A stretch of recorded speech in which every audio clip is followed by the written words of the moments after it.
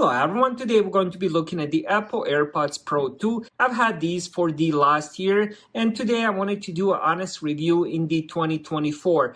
Let's start with the contents of the box. They come of course with the AirPods 2 located inside the case. You also will be getting the MagSafe charging case. I'll talk more about the case a little bit later. Then it comes with the silicone ear tips.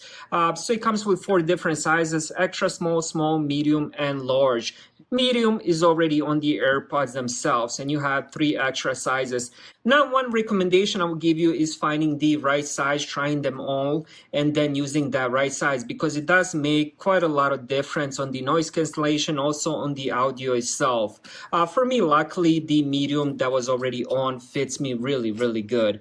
Now, you will also be getting USB-C cable. Now, depending, there's 2 different variations of the AirPods Pro 2s, and all of them depend on the case. Some of them come with the Lightning port to USB-C, and some of them come with the USB-C to USB-C. So depending on that, that's the kind of cable you will be getting.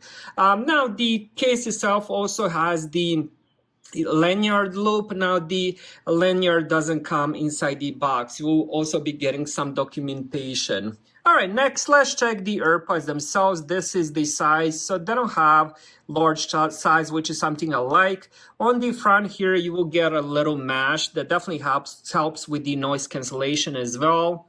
And as I mentioned, these come with the medium silicone tips.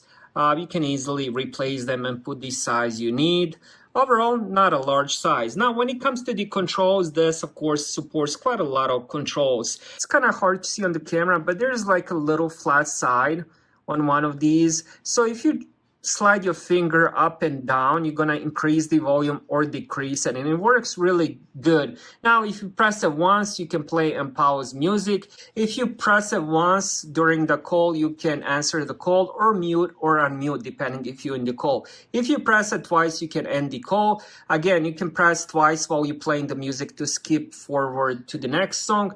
Press 3 times to go to the previous song, and then if you press and hold, you can switch between listening modes. And then the last feature is, since this does of course have the microphone, it supports Siri, so you can say Siri, hey Siri, and ask her quite a lot of questions, same as the phone itself. Now let's look at the charging case because I do love the design of the case. It looks pretty good. Now, one new thing for this generation is the speakers. You can see the speakers here, and also it does have the lanyard support, as I mentioned, but it doesn't come with the lanyard, so you gotta get your own. Now, this works with the MagSafe charger, Apple Watch charger, Qi certified chargers, or the USB-C or the Lightning port connector, depending which version you ended up getting.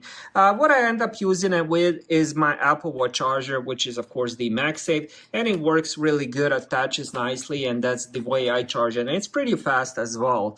Now, let's talk about the battery. When it comes to the AirPods, you will be getting up to 6 hours of listening time with a single charge, and with the case, you will be getting another 30 hours of listening time. Now, my day-to-day experience has been pretty good battery-wise. Now, it's hard to charge that 6 hours because the moment, let's say you use it for 2 hours, you end up putting the AirPods inside the case, they will end up charging. So it's kind of hard to know if you do end up getting 6 hours because, of course, you end up putting them in the case. Unless you end up listening 6 hours nonstop, then you can see if you are actually getting 6 hours. But overall, I'm probably getting, I would say with the case and the AirPods full, I'm probably getting close to 40 hours of listening time.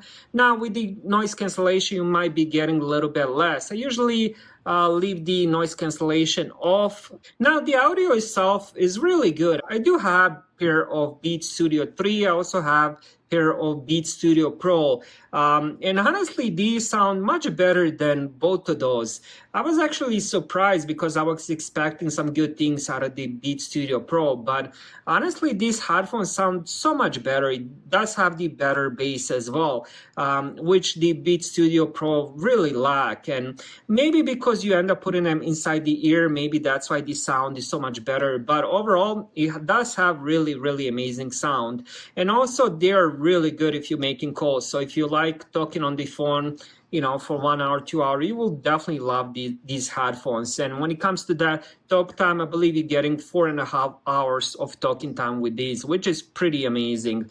Now, these headphones also support the active noise cancellation. When it comes to that active noise cancellation, as I mentioned earlier, I don't usually day to day, I don't end up turning that on. But when I did turn it on, it literally blocks all the sound. Matter of fact, even if you turn it on, you don't have to play any music or anything. As long as that noise cancellation is on, it will block out all the sound. So for example, at night, if you don't want to listen to music, but you want to block out that noise, you can just put them in your ear, turn that noise cancellation on, and it will definitely block, I would say, at least 95% of the noise, even if it's loud noise. For example, sometimes I would have a fan or a heater on and blocks that noise immediately, even when it's very loud. Now, another thing that it does have is the transparency mode and the conversation mode. Transparency modes means even if the noise cancellation is on, it will let in some sound in. So it gives you more awareness. Same with the conversation awareness as well. Now, it also has personalized volume. It also has adaptive EQ, meaning it just adapts to whatever music or whatever apps you're using it with.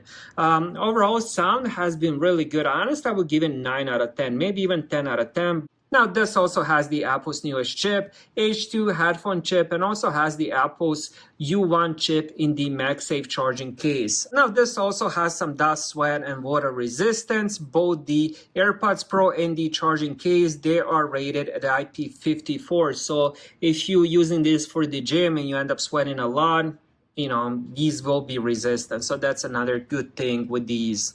So in conclusion, AirPods Pro 2nd generation have been a pleasure to use for the last year. I love the audio, I love the case, I also love the battery on these. I also love different features that it does support. The fit as well is also nice. They're not too big. And once you put them in your ear, they're not falling out of your ear, which is something I do appreciate. I forgot which headphones I get. I'm not sure if it was the regular AirPods or something. It was a different design. And they kept falling out of my ear all the time. So when it comes to these, once you put them on, as long as you have the good tip, that's why I said make sure you test all of them. As long as you have the good fit, they're not coming out of your ear. So that's another good thing. Amazing headphones, and I would definitely recommend these. Thank you guys for watching.